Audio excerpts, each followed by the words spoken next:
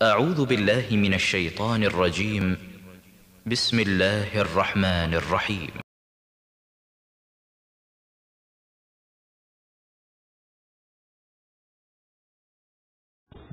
السلام علیکم ورحمۃ اللہ وبرکاتہ. الحمد للہ والصلاة والسلام علی رسول اللہ وعلى آلہ وصحبہ اجمعین. اما بعد، قال اللہ تبارک وتعالی فی کلامہ المجید: اعوذ باللہ من الشیطان الرجیم. بسم اللہ الرحمن الرحیم. قل هو الله احد الله الصمد لم يلد ولم يولد ولم يكن له كفوا احد. ہر طرح کی تعریف، بڑائی، بزرگی، حمد و ثنا اللہ تبارک و تعالیٰ کے لیے ہے. درود و سلام ہو پیارے رسول جناب محمد رسول اللہ صلی اللہ علیہ وسلم پر. آج کے درس کے لیے میں نے سورۃ الاخلاص کا انتخاب کیا ہے. سورۃ الاخلاص کا معنی، اس کا مفہوم، اس کی فضیلت، اس کے تقاضے کیا ہیں، اسی سلسلے میں انشاءاللہ کچھ باتیں قرآن و حدیث کی روشنی میں کی جائیں گی. سورۃ الاخلاص، جیسا کہ میں نے ابھی آپ حضرات کے سامنے اس کی تلاوت کی ہے، یہ سورہ مکی سورہ ہے. مکے کے اندر یہ سورہ نازل ہوئی. اس سورہ کے اندر اللہ تبارک و تعالیٰ کے صفات کمال کا ذکر ہے. ایسی صفتیں، ایسے نام جو اللہ کے سوا کسی کے نہیں ہو سکتے. اس سورہ کا نام جو ہے، مفسرین کرام نے مختلف نام سے اس کا ذکر کیا ہے. بعض لوگوں نے سورۃ التوحید بھی کہا ہے اسے، بعض لوگوں نے سورۃ الصمد کہا ہے، بعض لوگوں نے سورۃ الاساس کہا ہے، اور بعض لوگوں نے اس کا نام سورۃ العقیدہ بھی رکھا ہے. اگر مجموعی طور پر دیکھا جائے، ان تمام ناموں کو اکٹھا کیا جائے اور پھر اس سورہ کے اندر جو باتیں بیان کی گئی ہیں، جو پیغام دیا گیا ہے، اس پر غور کیا جائے تو یہ معلوم ہوتا ہے کہ یہ سارے نام اس سورہ کے اوپر فٹ آتے ہیں، اس سورہ کے مطابق. اب سورۃ التوحید اگر لے لیجئے، جس کا سورۃ الاخلاص کو سورۃ التوحید بھی کہہ سکتے ہیں، اس لیے کہ اللہ تبارک و تعالیٰ کی توحید اور وحدانیت کا ذکر اس کے اندر. سورۃ الصمد کا بھی، الصمد سردار اعظم، وہ ذات جس کی طرف ہر چیز اپنی حاجت اور ضرورت کو پورا کرنے کے لیے رجوع کرے، تمام ضروریات تو اس کی جانب متوجہ ہو، اب سمجھ ہو ہے. سورۃ الاساس، چونکہ توحید جو ہے انسان کے دین کا، اس کے ایمان کا، اس کی کامیابی کی بنیاد ہے، اس لیے اس سورہ کا نام اساس رکھا گیا. اس لیے کے اندر عقیدے کا ذکر ہے، اللہ تبارک و تعالیٰ کی توحید کا ذکر ہے. اور سورۃ العقیدہ جن لوگوں نے کہا ہے، ان کے باتوں کی بھی تائید اس سے ہوتی ہے کہ اللہ تبارک و تعالیٰ کا جو نام ہے، اس کی جو صفات ہے، اور اللہ تبارک و تعالیٰ کے بارے میں جو ہمارا عقیدہ ہونا چاہیے، یعنی عقیدہ توحید، اس کا بھی اس کے اندر ذکر ہے. اس سورہ کو سورۃ الاخلاص کہتے ہیں. اللہ تبارک و تعالی کے لیے انسان اپنے اعمال کو خالص کر کے اور خلوص نیت سے اس سورہ کو پڑھتا ہے. ایک معنی یہ بیان کیا گیا، یہ سورۃ المخلصہ، یعنی اللہ تبارک و تعالیٰ نے اس سورہ کو اپنے لیے خصوصی طور پر بنایا. اسی لیے اس سورہ کے اندر آپ دیکھیں گے دوسرے احکام، دوسرے اخبار، دوسرے قصے نہیں ذکر کیے گئے ہیں، جیسا کہ دوسری تمام صورتوں کے اندر اس کا ذکر ملتا ہے. لیکن اس کے اندر خالص اللہ تبارک و تعالیٰ کی صفات کا، اس کے اسما کا ذکر ملتا ہے. آئیے اس سورہ کے معانی پر غور کرتے ہیں. اللہ تبارک و تعالیٰ نے ارشاد فرمایا قل هو اللہ احد. اے محمد صلی اللہ علیہ وسلم آپ کہہ دیجئے وہ اللہ ایک. اللہ الصمد، اللہ صمد ہے. اللہ تبارک و تعالیٰ سردار اعظم ہے، سب سے عظیم ہے. اللہ تبارک و تعالیٰ ہی حاجت روا ہے، ضروریات کو پورے کرنے والا ہے. لم یلد ولم یولد، نہ تو وہ جنتا ہے اور نہ وہ جنا گیا ہے، یعنی نہ اس کی کوئی اولاد ہے نہ وہ بذات خود کسی کی اولاد ہے. ولم یکن لہ کفوا احد، اور کوئی بھی شخص اس کے جیسا نہیں. اللہ تبارک و تعالیٰ نے اسی سلسلے میں قرآن کریم کے اندر یہ فرمایا کہ لیس کمثلہ شیء وہو السمیع البصیر. اللہ تبارک و تعالیٰ کی طرح سے کوئی ہے ہی نہیں، اور وہ سننے والا ہے، دیکھنے والا ہے. یعنی اللہ تبارک و تعالیٰ سنتا ہے، دیکھتا ہے. وہ کیسے سنتا ہے، کیسے دیکھتا ہے، اس کی ہم مثال بیان کرنے سے قاصر ہیں.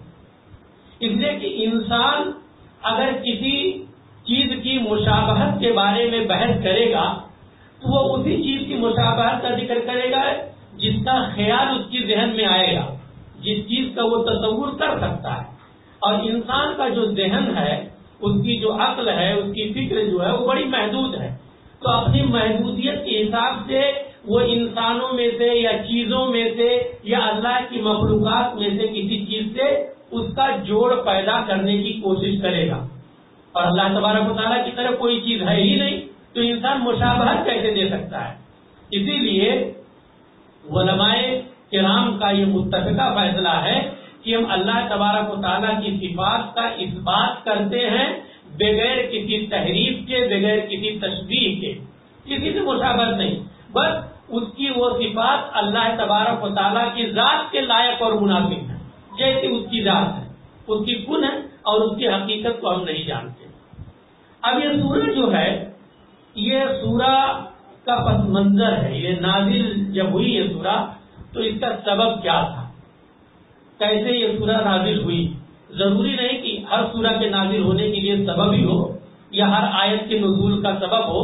قرآن کریم کے اندر بہت ساری صورتیں، آیات آپ کو ملیں گی جو بغیر سبب کے نازل ہوئی ہے. بغیر سبب یعنی ضروری نہیں تھا کہ کوئی واقعہ پیش آ گیا ہو، کوئی مسئلہ درپیش ہو، کوئی معاملہ حل نہیں ہو رہا ہے تو اللہ تبارک و تعالیٰ نے اس کے لیے سورہ نازل کی. جیسا کہ بہت ساری صورتوں کا ثانی نزول ہے، لیکن کئی مرتبہ ایسا ہوتا تھا کہ اللہ تبارک و تعالیٰ اپنے رسول کو پیغام دھیرے دھیرے وقتاً فوقتاً پہنچاتا رہتا تھا جبریل امین کے ذریعے، نئے احکام کو جاری کرنے کے لیے، نئے مسائل سمجھانے کے لیے، ہے نا، تاکہ ان چیزوں کو آپ لوگوں تک پہنچا دیں.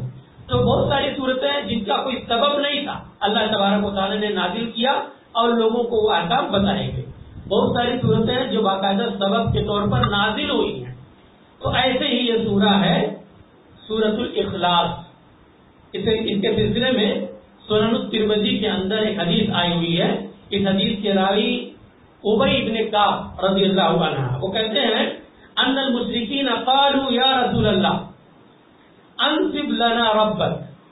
مشرکین نے اللہ کے رسول صلی اللہ علیہ وسلم سے کہا اے اللہ کے رسول، حالانکہ وہ لوگ اللہ کے رسول نہیں کہتے تھے، صحابی کی تعبیر ہے کہ اللہ کے رسول صلی اللہ علیہ وسلم کو مخاطب کر کے کہا انصب لنا ربک، آپ ہمارے سامنے اپنے رب کا نسب نامہ بیان کیجئے. عربوں کے ہاں نسب نامے کی بڑی اہمیت رہتی تھی. اپنی نسب کو دادا پردادا والد سے لے کر کئی نسلوں تک کے نام وہ یاد رکھتے تھے، اور ان کے یہاں اس کی بڑی اہمیت بھی تھی. کون کس قبیلے سے ہے، کون نسل ہے، کس کی نسل اصل ہے، کس کی نسل کے اندر مکسنگ ہے، کون اصل العرب ہے، کن کے یہاں عجم کی آمیزش ہوئی ہے. یہ ساری چیزیں پائی جاتی تھی، اور آج بھی کسی نہ کسی حد تک قبیلوں کے اندر یہ چیز موجود ہے. اس لیے علماء کرام نے کتاب الانساب کے نام سے کتاب ہی لکھ دی جس کے اندر اس کا بڑا اہتمام کیا گیا ہے. تو ان لوگوں نے کہا کہ تم اپنے رب کی بات کرتے ہو اور ان کی طرف بلاتے ہو، تو بتائیے کہ ان کا نسب کیا ہے، وہ کون ہے، اس کے بارے میں بھی ہم جانیں. تو اللہ تبارک و تعالیٰ نے یہی سورہ نازل کر دی اور آپ کو مخاطب کر کے کہا اے محمد قل هو اللہ احد، آپ کہہ دیجیے وہ اللہ اکیلا ہے اور وہ اللہ صمد ہے، سب اس کے محتاج ہیں، وہ کسی کا محتاج نہیں، نہ وہ کسی کا بیٹا ہے، نہ وہ کسی کے اولاد ہے، نہ اس کے کوئی اولاد ہے، اس کے جیسا کوئی نہیں۔ ان 4 آیتوں کے اندر اللہ تبارک و تعالیٰ نے اپنی ذات کا خلاصہ بیان کر کے رکھ دیا۔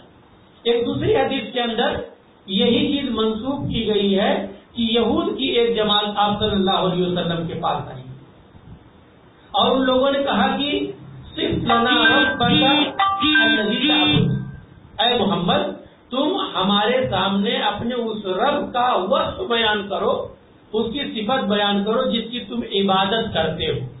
تو اللہ تبارک و تعالیٰ نے آپ صلی اللہ علیہ وسلم پر اس سورہ کا نزول فرمایا اور آپ نے اس سورہ کو لوگوں کے اوپر بیان کر دیا۔ آپ جب اس سورہ کو پڑھیں اور جس موقع پہ یہ سورہ نازل ہوئی آپ کو اندازہ کرنے میں مطلب ہے کہ آسانی ہوگی کہ وہ ماحول ایسا تھا کہ اس ماحول میں توحید کا جو تصور ہے وہ قریب قریب ختم ہو چکا تھا۔ بعض لوگوں کے قدیم مطلب ہے کہ دین سے کچھ تصوراتی چیزیں موجود تھیں، وہ بھی عام لوگوں کے یہاں نہیں پایا جاتا تھا۔ لوگ رب کو رب مانتے تھے کسی حد تک، لیکن اپنی حاجت روائی کے لیے، اپنے مقصود کو پورا کرنے کے لیے کسی دوسرے کے سامنے سر جھکاتے تھے۔ تو پورا عرب اور اس وقت جو ماحول تھا قیصر و کسریٰ کا، چاہے وہ نصارہ کی بادشاہت ہو، چاہے وہ فارس میں زرتشتوں کی بادشاہت ہو، یہ تمام کے یہاں توحید کا تصور ختم ہو چکا تھا۔ ہر کوئی اپنے آپ کو سردار سمجھتا تھا اور انسانی کی عبادت کرنے لگا تھا۔ یہاں تک کہ بعض لوگوں کی صورت پر اور بعض لوگوں کے چہرے کے مطابق بت بنا کر کے وہ لوگ عبادتیں کرتے تھے، وسیلے کے طور پر ان کا استعمال کرتے تھے۔ اس ماحول میں یہ کہنا کہ میرا رب ایک ہے، اللہ ایک ہے، اکیلا ہے، اس کا کوئی ساجی نہیں، وہی عبادت کے لائق ہے، اس کا انسانوں کی طرح سے نسب نامہ نہیں، وہ انسانوں جیسا نہیں ہے، لیکن تمام انسان کا خالق و مالک وہی ہے۔ یہ اپنے آپ میں بہت بڑا چیلنج تھا اس زمانے میں یہ بات کہنا، جبکہ پوری دنیا انسانیت کے اندر خالص توحید کا تصور ختم ہو چکا تھا۔ آج کے زمانے سے ہم اس کا مقارنہ نہیں کر سکتے۔ آج الحمدللہ اللہ تبارک و تعالیٰ کے ایک ہونے، اس کے جیسا کسی کا نہ ہونا، اس کے اولاد کا نہ ہونا، بیوی کا نہ ہونا، یہ تمام چیزیں بڑے پیمانے پہ لوگ جانتے ہیں۔ اور سلفیت کا جو پھیلاؤ ہوا ہے اور اہل حدیث طبقے نے جو اس سلسلے میں خدمت کی ہے، الحمدللہ اس کا اثر آج معاشرے میں بڑی حد تک دیکھا جا رہا ہے۔ تو اس زمانے میں یہ چیز تھی ہی نہیں، تو ایسے وقت میں یہ بات کہنا بہت بڑا چیلنج تھا، اپنے آپ کو خطرہ مول لینا تھا۔ لیکن اللہ تبارک و تعالیٰ کا کو مقصود یہی تھا کہ ایسے معاشرے میں آپ صلی اللہ علیہ وسلم کو چن کر کے بھیجے اور ان لوگوں کے ذریعہ اللہ تبارک و تعالیٰ کی توحید عام کرے۔ تو یہ ہو گئی اس سورہ کے سلسلے میں اس کا سبب نزول کیا تھا۔ اس سورہ کی فضیلت کے سلسلے میں بھی کئی باتیں آئی ہوئی ہیں اور حدیثوں کے اندر باقاعدہ اس کی فضیلت کا ذکر بھی آیا ہے۔ میں چند احادیث ذکر کروں گا جس سے یہ ثابت ہوگا کہ اس سورہ کی کتنی فضیلت ہے ہماری زندگی کے اندر۔ بخاری شریف کی روایت ہے، حضرت ابو سعید خدری رضی اللہ تعالیٰ عنہ روایت کرتے ہیں، وہ کہتے ہیں قال النبی صلی اللہ علیہ وسلم ایعجز احدکم ان یقرأ ثلث القرآن فی لیلۃ، کیا تم میں سے کوئی شخص عاجز رہے گا یعنی نہیں کر پائے گا تلاوت ثلث القرآن کی ایک رات میں؟ تم میں سے کیا کوئی شخص عاجز رہے گا، نہیں کر پائے گا ایک ہی رات میں ایک تہائی قرآن پڑھنے کی، تلاوت کرنے کی؟ تو فشق ذالک علیہم، تو یہ بات لوگوں کے اوپر مشکل محسوس ہوئی۔ صحابہ کرام کو یہ لگا کہ ایک رات میں قرآن کا 3 حصے میں سے ایک حصہ تلاوت کرنا مشکل کام ہے، تھوڑا دشوار لگے گا، لوگوں کو تھوڑا سا لگا کہ یہ مشکل کام شاید ہوگا۔ وقالوا اینا یطیق ذلک یا رسول اللہ، اور کہا صحابہ کرام نے اللہ کے رسول ہم میں سے کون شخص اس کی طاقت رکھتا ہے ایک رات میں اتنا لمبا مطلب پڑھے؟ ایک مشکل کام ہے. اگر کرنا چاہتا کوئی تو کر بھی سکتا تھا، ناممکن نہیں تھا، لیکن تھوڑا مشکل لگتا ہے. تو اللہ کے رسول صلی اللہ علیہ وسلم نے فرمایا اللہ الواحد الصمد ثلث القرآن. اللہ کے رسول صلی اللہ علیہ وسلم نے فرمایا جو سورہ ہے اللہ الواحد یعنی قل هو اللہ احد اللہ الصمد، یہ جو سورہ ہے یہ سورہ ثلث القرآن ہے، قرآن کے 1/3 کے برابر ہے. اب قرآن کے 1/3 کے برابر ہونے کا کیا مطلب ہے؟ آپ اس سورہ کا اندازہ لگا سکتے ہیں. یہ کہا جاتا ہے کہ قرآن پورا قرآن جو ہے اس کی 1/3 کے برابر ہے، 3 حصے میں 1 حصے کے برابر ہے سورۃ الاخلاص. تو علماء کرام نے یہ کہا ہے کہ اس سے یہ مراد نہیں ہے کہ اس کی تلاوت کرنے سے قرآن کے 1/3 حصہ کی تلاوت کرنے کے برابر مانا جائے گا. نہیں، قرآن تو آپ پڑھیے، جتنا پڑھیں گے اتنا اس کا ثواب ہوگا، لیکن اجر کے حساب سے، اس کی فضیلت کے حساب سے اس کو کہا گیا ہے کہ یہ قرآن کے 1/3 اجر کے برابر انسان کو ثواب ملے گا. تو ایسی صورت میں یہ چھوٹی سی سورہ انسان کو پڑھنے کے لیے بہت زیادہ وقت نہیں چاہیے، اخلاص کے ساتھ خالص نیت کے ساتھ اس کی تلاوت کرے اللہ تبارک و تعالیٰ سے اجر اور ثواب کی امید سے، تو اس کو 1/3 قرآن پڑھنے کے برابر ثواب ہوگا. تو یہ معاملہ لوگوں کو لگا کہ تب تو بہت آسان ہے. ایک دوسری حدیث سے بات فرمائیں. حضرت عائشہ رضی اللہ تعالیٰ عنہ بیان کرتی ہیں ان نبی صلی اللہ علیہ وسلم کان اذا اوا، ایک حدیث کے اندر آوا الی فراشه اور ایک حدیث کے اندر اوا، تو تھوڑے سے فرق کے ساتھ لفظ کے، لیکن معنی اور مفہوم ایک ہی. اذا اوا الی فراشه كل ليله جمع كفيه ثم نفث فيهما. حضرت عائشہ صدیقہ رضی اللہ عنہ بیان کرتی ہیں کہ اللہ کے رسول صلی اللہ علیہ وسلم ہر رات کو جب اپنے بستر پر آتے، اپنے بستر پہ پناہ لیتے یعنی سونے کے لیے آتے، جمع کفیہ، تو آپ اپنے دونوں کف کو، ہتھیلی کو جمع کرتے، چاہے یہ ہاتھ باندھنے کا معنی کیجئے، چاہے دونوں ہاتھ کو ایک ساتھ کرنا اور اس کے اندر پھونک مارنا. تو آپ دونوں ہاتھ کو اکٹھا کرتے تھے، فقرأ فیہما، تو آپ ان دونوں کے اندر پڑھتے تھے. کیا پڑھتے تھے؟ قل هو اللہ احد وقل اعوذ برب الفلق وقل اعوذ برب الناس. اللہ کے رسول صلی اللہ علیہ وسلم کی یہ عادت تھی، آپ برابر ان تینوں سورتوں کا ورد کرتے تھے، دعا کے طور پر اہتمام کرتے تھے روزانہ پڑھنے کی. اس سے یہ ثابت ہوتا ہے کہ ہم اور آپ کو بھی اپنی زندگی کے اندر اس کا اہتمام کرنا چاہیے. اور انتہائی چھوٹی چھوٹی صورتیں ہیں، خود بھی اہتمام کرے، انسان اپنے بچوں کو بھی اہتمام کرائے، اپنے گھر والوں کے اندر اس کے اہتمام کی ایک طرح سے مہم بھی چلائے، تاکہ کسی کو گھر کے فرد کے اندر کوئی ایسا نہ بچے جس کو یاد نہ ہو. اس کے بہت سارے فوائد ہیں. میں یہ حدیث پہلے ختم کر لوں کہ اللہ کے رسول صلی اللہ علیہ وسلم جب اپنے بستر پر آتے، اپنے دونوں ہاتھوں کو جمع کرتے اور ان کے اندر پڑھتے کیا؟ قل هو اللہ احد، قل اعوذ برب الفلق اور قل اعوذ برب الناس. ثم يمسح بهما ما استطاع من جسده، پھر ان دونوں ہاتھوں کو جہاں تک اپنے بدن پر پہنچ سکتا تھا آپ کا ہاتھ، اس کو ملتے تھے، مسح کرتے تھے اپنے ہاتھوں کا، ان دونوں کے. کیسے کرتے تھے؟ يبدأ بهما على رأسه ووجهه، اپنے دونوں ہاتھوں کو مسح کرنا شروع کرتے تھے اپنے چہرے سے اور اپنے سر سے، اپنے چہرے اپنے سر سے دونوں ہاتھ سے، جیسے یہ کیفیت ہو سکتی ہے اس طرح سے شروع کرتے تھے. اور کہاں تک جاتے تھے؟ وما اقبل من جسده، اور آپ کے بدن کے جو سامنے کے حصے یعنی آگے کا حصہ جہاں تک پہنچتا تھا پہلے وہاں تک کر لیتے تھے. یہ حدیث کے الفاظ ہے کہ اپنے بدن پر رگڑتے تھے. یفعل ذلک 3 مرات، یہ آپ صلی اللہ علیہ وسلم 3 مرتبہ کرتے تھے. اس حدیث کو امام بخاری نے اپنی صحیح کے اندر روایت کیا ہے. تو اس حدیث سے ثابت یہ ہوتا ہے، جیسا کہ اور بہت ساری حدیثیں بھی آتی ہیں، کہ ایسا کرنے سے انسان شیطان کے وسوسے سے محفوظ ہو جاتا ہے.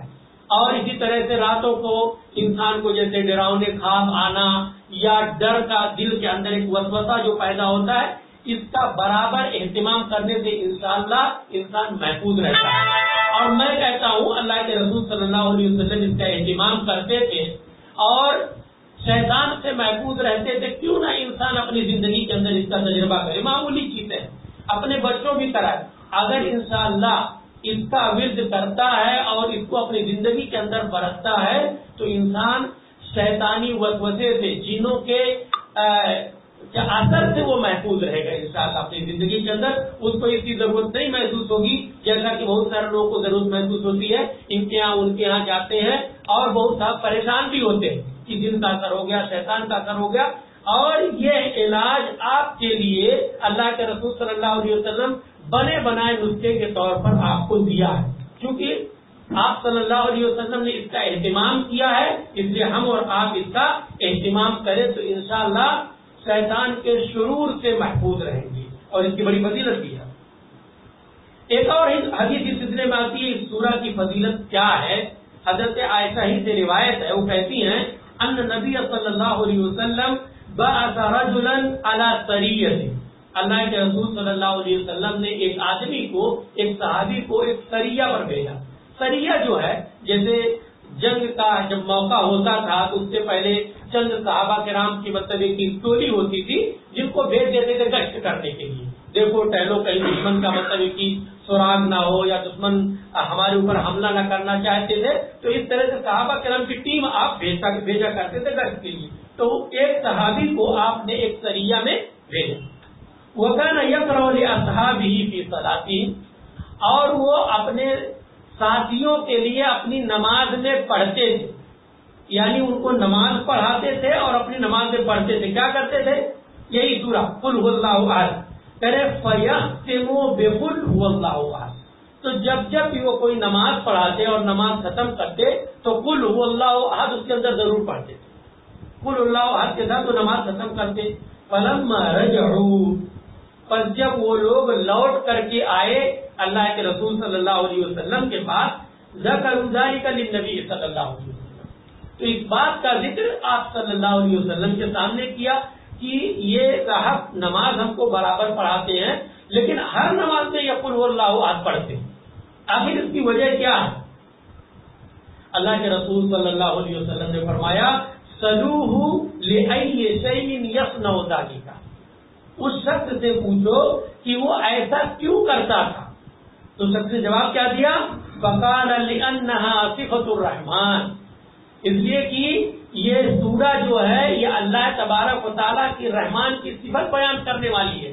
اس کے اندر یہ بیان کیا گیا کہ اللہ ایک ہے, اللہ صمد ہے, اللہ کے یہاں کوئی اولاد نہیں, وہ نہ کسی کی اولاد ہے, اس کے جیسا کوئی نہیں. تو اللہ تبارک و تعالیٰ کی جو پیاری صفات بیان کی گئی ہیں ان صفات سے مجھے اتنی محبت ہے کہ میں چاہتا ہوں ہر نماز میں اس کو پڑھتا ہوں, اس کو نظر انداز نہ کروں.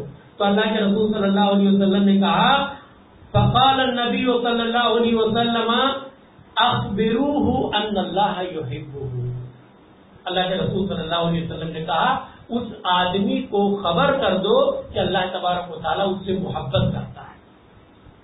کتنی عظیم بات ہے. اس سورہ کا اہتمام کرنے سے اللہ تبارک و تعالیٰ اس سے محبت کرتا ہے.